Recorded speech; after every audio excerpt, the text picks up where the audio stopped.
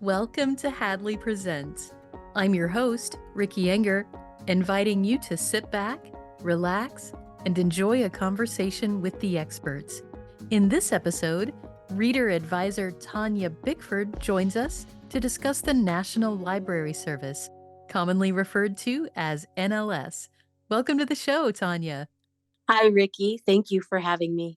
Thank you for joining us. And spoiler alert, one of my favorite things is reading, and I suspect we're going to be talking about that just a little bit today.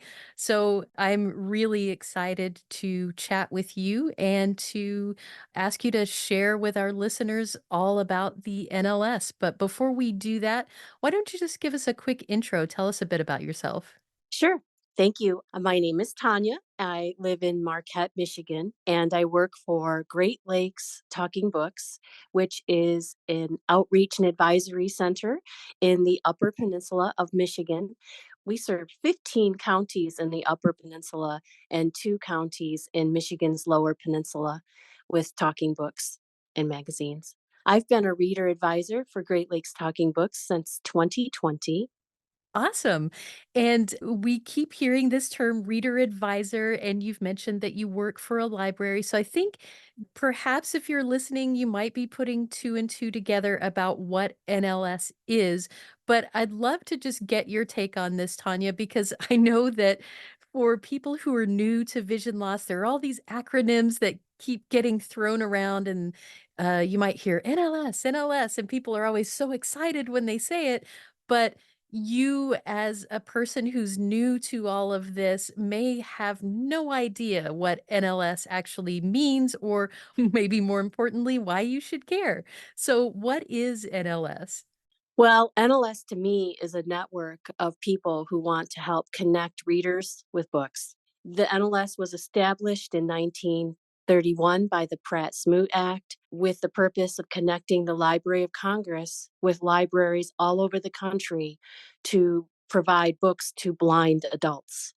Well, since that time, the service has grown greatly to provide audio and braille books and magazines and music appreciation materials to folks of all ages, not just blind adults, but to anyone who is unable to read standard print, which includes people who have low vision or a reading or physical disability. That's perfect because that's a question that we get a lot. People think that because we have this word blind as a part of the name for NLS, it means that you shouldn't be able to see anything in order to qualify for services from NLS. So could you just go through again? Let's say you have maybe you can read with magnification, but you're kind of struggling still. Would you be able to qualify for services for NLS?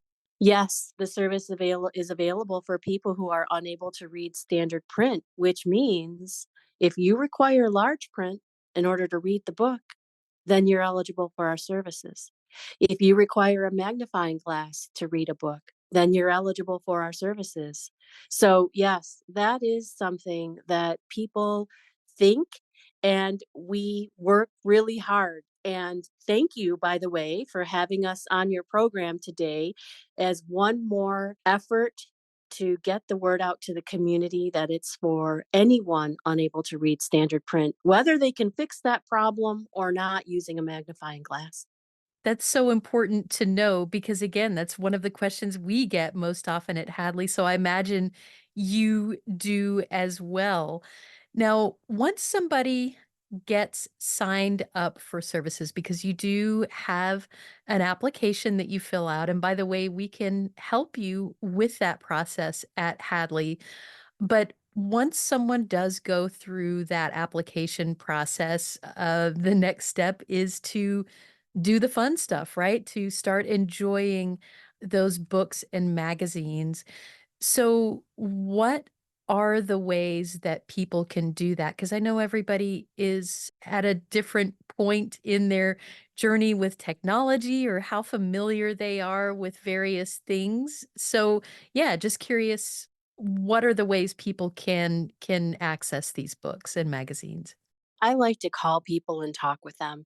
If they're unable to speak with me, I love to talk to their caregivers or their family members that support them because I want to know, what are they reading or what were they reading at the time that they experienced some vision loss or disability that's preventing them to read like they used to?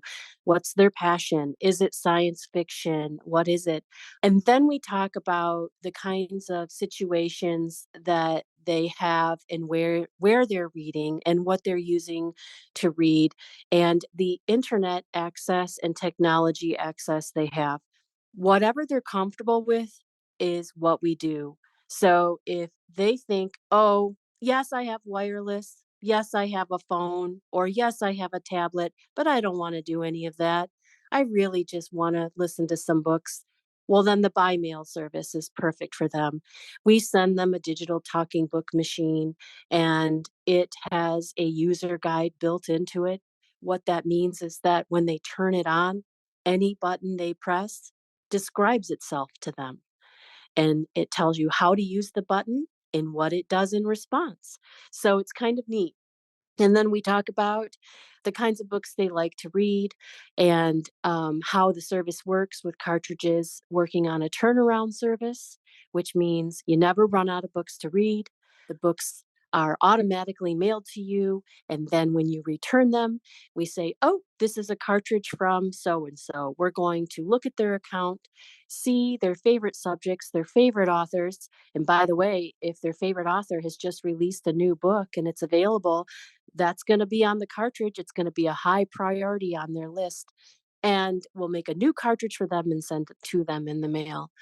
For other patrons who have internet access and have a device, they may be interested to either listen to audiobooks on the Bard mobile app. If they have a refreshable braille display, they may want to download electronic braille onto their braille display. Or if they don't have a refreshable braille display and have been looking for one, the National Library Service also has a refreshable braille display to share with that individual.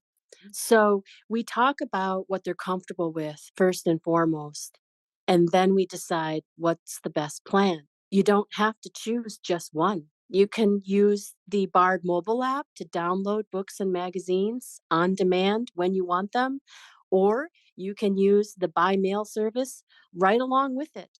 And some people do that. So there's lots of options, and we start with what you're comfortable with. That's wonderful, and I have such great memories of growing up and looking forward to hearing the mail truck outside because at that time it was cassettes, but now things arrive on cartridges or in braille, or there is Bard Mobile, which is amazing, just getting people connected with that reading material. By the way, yet another plug for Hadley. I love when I can do this. We do have workshops on how to use that NLS talking book player. We also have workshops on how to check out the Bard website. So a lot of great stuff there. But as I'm thinking about what it was like when I was younger, I always had the assistance of a reader advisor showing me what books might be available, what things I might be interested in. But for a lot of people, they are accustomed to strolling into the bookstore and seeing something that catches their eye on the shelf. Or maybe they were not a reader traditionally before vision loss and they're looking to get into that. But the act of discovering books is something that people might be struggling with. So, how do you do that as a reader advisor and just connect with people to let them know what's available and make sure that they don't end up getting something that they really just don't like much? Right. Well, we set expectations, that we might have to weed through some things till we get it right. If they're using Bard Mobile and downloading books, it's really intimidating because when you go to search, your mind blanks and you think, what do I want? Yes. Who do I like? What do I want to read? I'm tired of the authors I love. So we can help connect people to books by, if they're using Bard Mobile, we have some tips and tricks, and we can say, hey, by the way, I know you loved Tom Lake by Ann Patchett. Why don't you click on the dot button in your Bard mobile app to see what other books are available for download by Anne, or other books in that same subject area. So the read alike is something that we often help with. With new patrons, we talk about what they like. Sometimes you're right. The answer is, well, I haven't been reading because I couldn't see. Yeah. So I don't know what I want to read anymore. And so I talk about, well, this is what other patrons are reading right now. A gentleman just asked for Jonas Jonasson, the 100-year-old man who jumped out the window. And, we talked about that book and about how much he liked it. And he said, this is a laugh out loud book. I suggest it to anyone. Well, then I do. So I share not only things that I've learned about, but I share tips from other patrons. If it's made someone happy, that's what I start with. Hey, this is something that might make you laugh, might help pass the time. Other times we talk about some of the features of our service is that, for example, if someone says, well, I usually like the books that Oprah recommends. Do you have those? Well, we do. We have series of books. So if you say, I want an Oprah book, well, I can look at the long list of Oprah books. When we talk, we can talk about things that they're worried about or the things that are on their mind. And more recently, I've had many people ask me for the United States Constitution. I've had people ask me for the Bible. So it's just kind of a starting point and letting them know that there are resources if they're comfortable using the internet. There is an online catalog where they can browse the books. We can also talk about the newsletter that comes out from our regional library, and it comes through email, and they also include the information in their printed circulation twice a year, but it's called Book Buzz, and they recommend books, and they also include staff and patron recommendations, which is really neat. So we just go to the resources that seem right for the individual, but we also try to equip them with the tools if they're open to the idea of how they can discover and find books that are interesting to them on their own. Bard Mobile has that great recently added list of books that have they're hot off the press. They're recently added to Bard. Bard also has the what's popular list. Now, I've had some people say, I never like what everybody else is reading. Well, we can talk about that and how we can find some books. It seems like patrons are in three categories. I have the patron that knows exactly what they want, and they call me or they email me and they give me lists of books that they want to read. I have patrons that ask me to send them those books on cartridges. I also sometimes can add wish list items to patrons using Bard. So I can remote in and I can just fill up their wish list. So it makes it easy for them to find the book because it's simply in their wish list and they just click to download. And the third group of patrons, they're open to just trying everything I have in mystery short stories, and then we'll go from there. What I like about all of this, I think if you were to sum it up, it's essentially you're meeting people where they are. So if they are very tech savvy, then here are your tools. Go enjoy finding things on your own. And of course, you can call us if you have questions about what to read next. And then I love kind of the community aspect too, where you're taking information from other people, and that informs what you may recommend to someone else who calls. One question that we get a lot, it's a subject that comes up over and over again, is that reading using audio is such an unfamiliar thing for many people. They're not accustomed to listening in order to get their information. And then on top of that, you have the technology to access some of this may be brand new as well, whether it's the app or the talking book player. And people get just a little bit overwhelmed by finding this new way to read and then trying to figure out the technology too. Do you have tips for someone who is making that transition from reading in print to this other method? I do. Not everybody's an auditory learner. And right off the bat, I do mention that they're not alone. And I think it helps to set expectations about the fact that it may not be easy to transition to listening to books. But here's where we can equip people with the tools they need to have success. First of all, some people prefer a male voice, or they prefer a female voice with the tone changed. Right. And the players allow you to do that, and so does the app and mobile. So there's some things we can do. Sometimes we suggest wearing headphones. I'm in a assisted living center and I have a roommate, and I'm not tracking my book because there's so much activity, with people walking in and out of my room and my roommate talking to me and the TV going. So we talk about using headphones at times and then reducing the stress about the whole process by saying, well, you can reverse, 15 seconds, a minute, 5 minutes, and start again.